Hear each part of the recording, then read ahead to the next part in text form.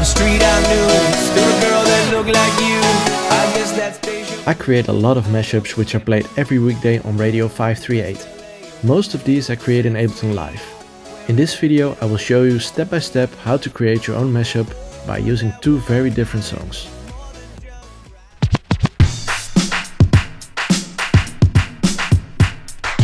First we need to find out which songs match together. There is this great piece of software called Mixed Key which can identify the key of each song in your library. This way you can easily see which songs are in the same key. You can also do this in software like Serato or Rekordbox. Most of the time I just load in a track on my controller and try out different combinations. I look for songs in the same key and in a somewhat acceptable tempo range. The new Pioneer FLX10 controller gives me the ability to filter out the a cappella and instrumental in real time, so I can immediately hear if the combination of two songs sound good. Still a girl that looked like you. I guess that. Since this technology is quite new, the filtering of the a cappellas is not perfect yet, but this will definitely improve massively in the coming years with all the development in AI technology going on these days.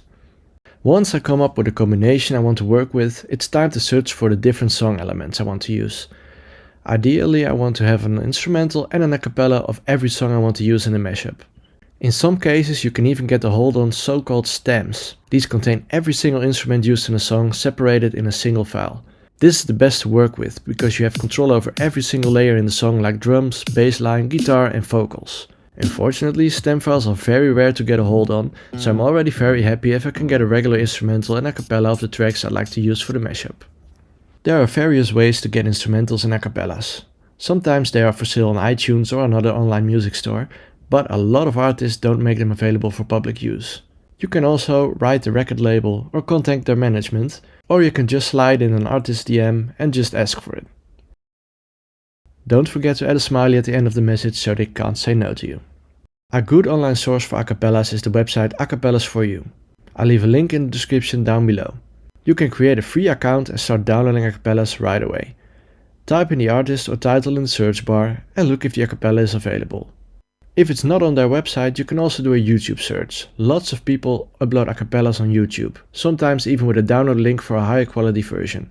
If there is no download link available, you could use an online YouTube audio ripper. Once we have gathered all the parts we need, we can now open up Ableton Live. The very first thing you want to do is create a save file. This way we can save a project on a regular basis throughout the process, so nothing is lost if our computer decides to crash in the middle of our mashup. For this we can use a shortcut. Since I use a Mac, the shortcut to save is Command S, but if you use Windows you can use Ctrl S. We're going to use more shortcuts in this video, so if you're on Windows, just use the Control key whenever I use the Command key. Since I'm not going to use any MIDI tracks in this project, I will just delete the channel. Another step I like to take before I start is selecting all my tracks and lower the output of them all to around -6 dB. Because we are working with music that is already mastered, we want to create a bit of headroom in our project. For example, if we play two tracks at the same time, our master output will immediately be in the reds, which can result in distortion or losing frequencies and dynamics.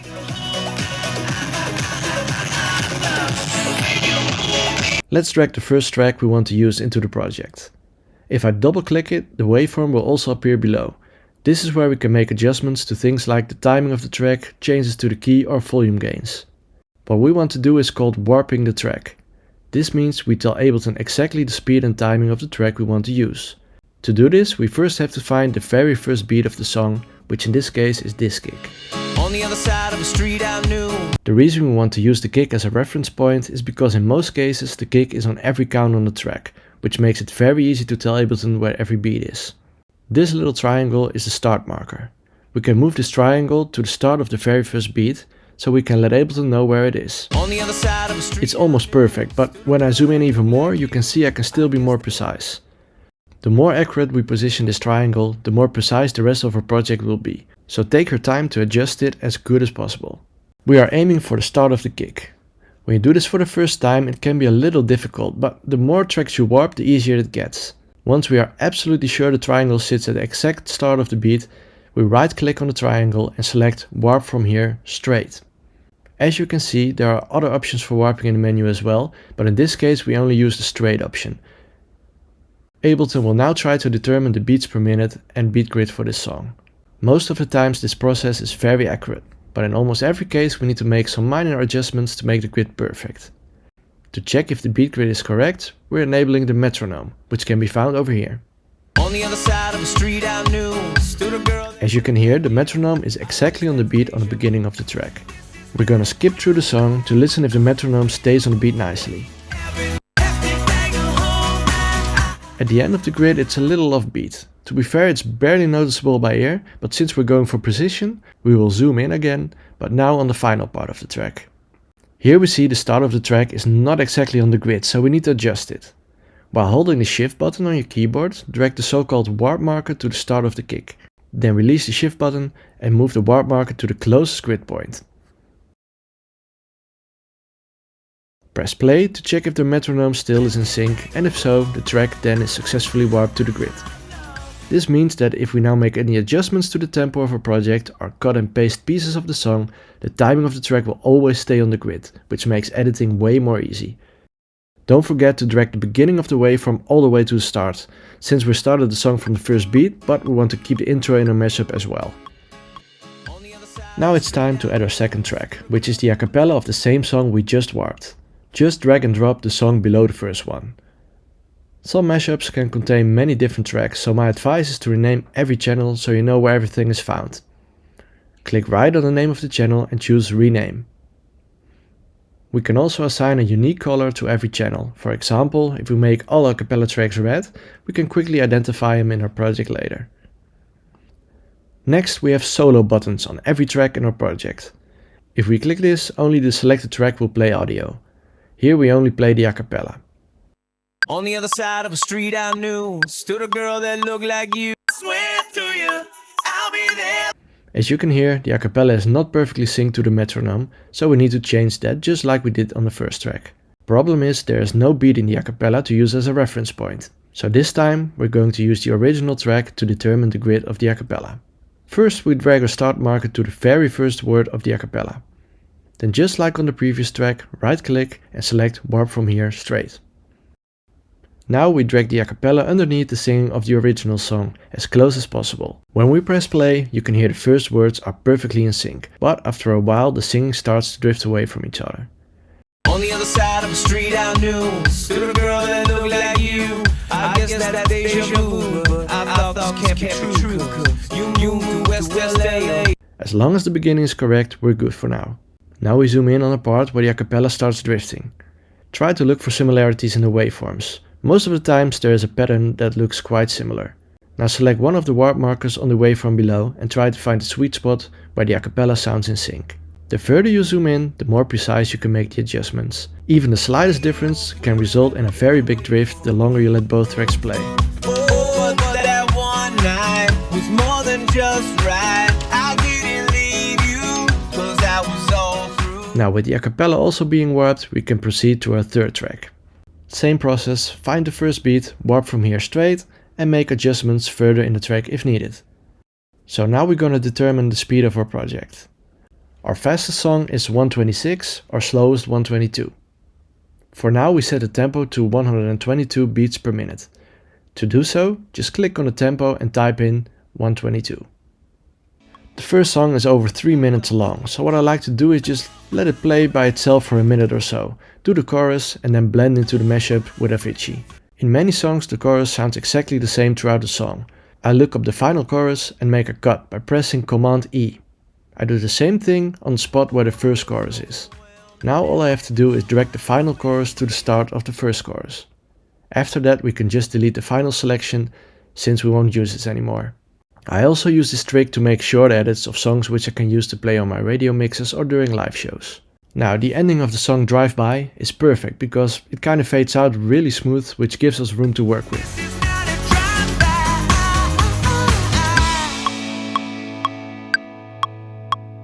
I will drag the start of the a cappella over here so we have 8 counts of pause before the transition will start, just to create a bit of tension.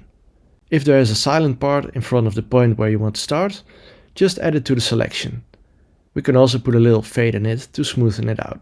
This way you prevent little cracks and pops in the audio, and you make sure you're not cutting off any audio that might start a little before the part you selected. Now it's time to start searching for a good point in the Avicii track where we can blend the a cappella in. In this case I think it's nice to look for the break and have a build up and everything work together nicely.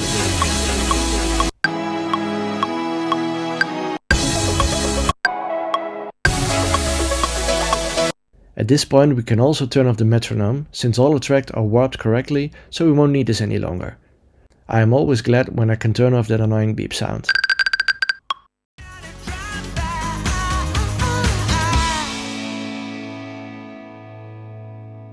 On the other side of a street I knew stood a girl that looked like you. I guess that's deja vu, but I thought this can't be true. This is the idea.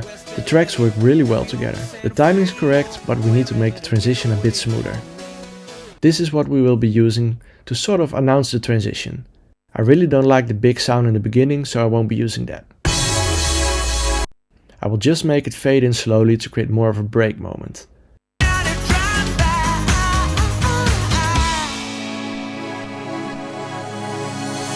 On the other side of a street I knew. Maybe we're going to add a little bit more detail to the transition, but for now let's leave it this way and focus on the rest of the mashup. The break of the song Levels contains widely known sampled vocals by Etta James that starts with the Earlier I noticed the lyrics of Train also has a similar sounding O part, so I want to use that to make some sort of a wordplay transition. I swear to you, out in the way. I swear to I cut this part of the lyrics and press Command C to copy it. Then I create a new audio track below. Here I paste the audio I just copied using Command V. The reason I do this on a different track is so I won't cut off the singing in the track above, because the waveforms conflict a bit as you can see. The volume of the new track needs to be lowered to -6 dB as well to match the rest. Here I'm playing around with the vocals a bit, just to figure out what I think will sound best.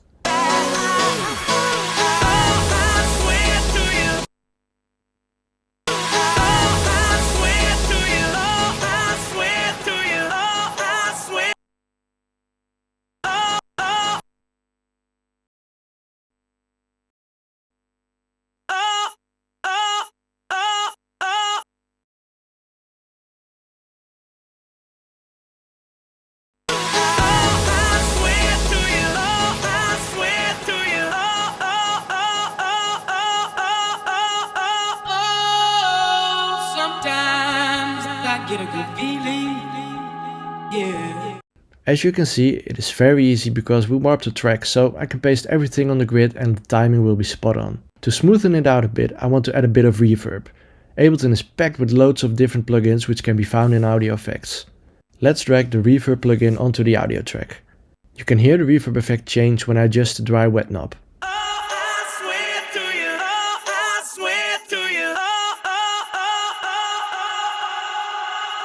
I wanted to build up towards the end, so I need to create an automation.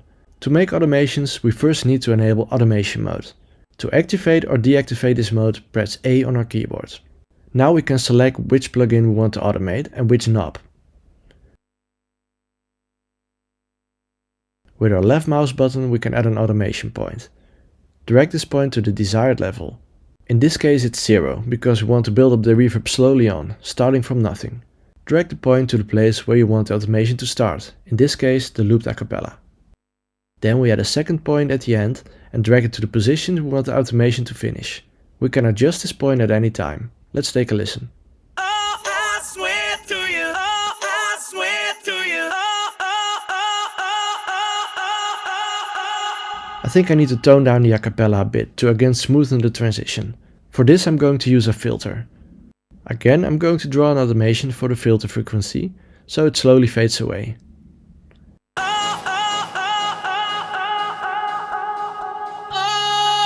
For now I'm happy with the result. There are a lot more things I can add to make it even smoother, but I want to keep it a bit simple for the purpose of this video. Maybe I will make a part 2 of this video with more advanced tips and tricks.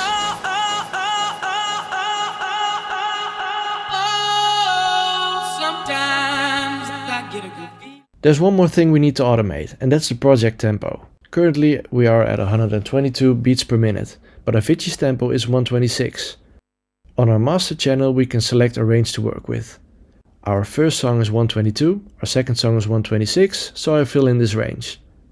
Just as with the plugin automations, we can add a starting and ending point. Now the song will start at 122 and over the length of about 40 seconds it will increase to 126 beats per minute. While this can definitely work, I prefer to choose a different approach. I set the tempo at 124 right from the start, which is 2 beats per minute faster than the original tempo, so barely noticeable. Now we only have to increase our project tempo with 2 BPM instead of 4.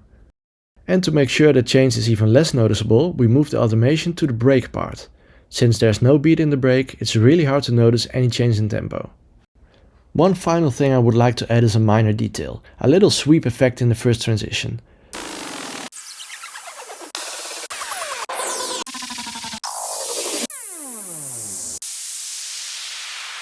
Packs with over thousands of sound effects can be found online. A lot of them are free or only cost a few bucks. The Cashmere packs are really cheap and used by a lot of producers.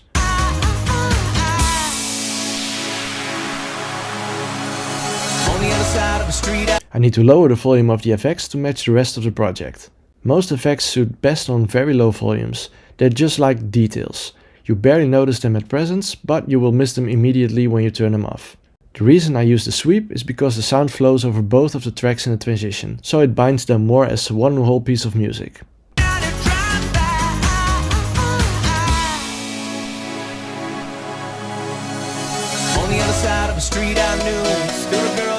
For the final part there is a simple but very effective trick to make the mashup sound more like the vocals belong in the track, instead of on top of the track. For this we are going to use a compressor. Let's drag this onto our master channel.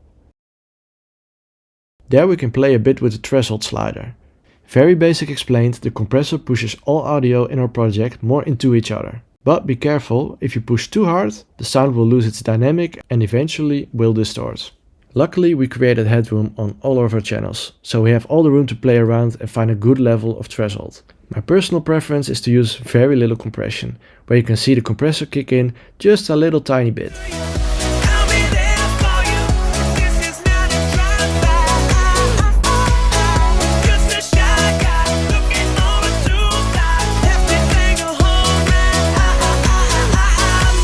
Finally, we need to adjust the master volume to a higher level, to compensate for the lower channel levels. This can also be done in Ableton, for instance with the out slider of the compressor, but I like to use a different program for this, called Platinum Notes.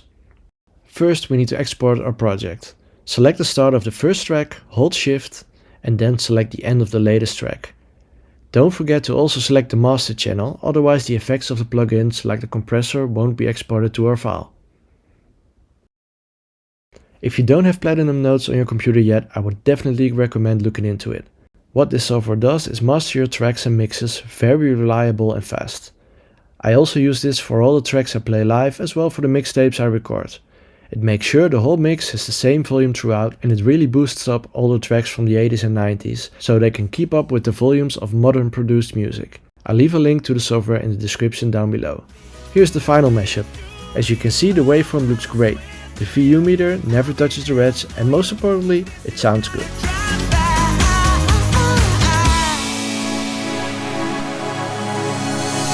the other side of the street I knew stood a girl that looked like you. I guess that's deja